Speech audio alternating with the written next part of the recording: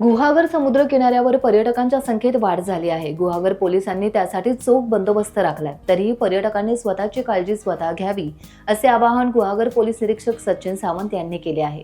गेल्या काही दिवसांपासून नाताळाची सुट्टी असल्याने पर्यटकांची संख्या वाढली आहे, त्यामुळे पर्यटन व्यवसायाला चालना मिळाली आहे। आजच्या घटनेत पुणे येथील एका पर्यटकाला जीव गमवावा लागला। या घटनेत आई आणि मुलगा वाचला आहे, त्यामुळे पर्यटकांनी सावधगिरी बाळगावी असे आवाहन त्यांनी केले आहे।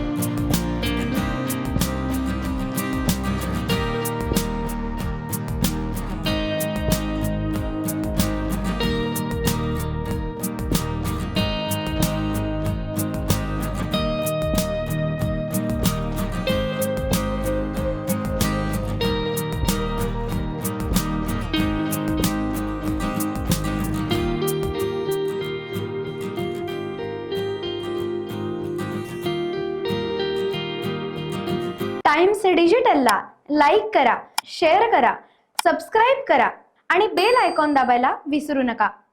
Times digital.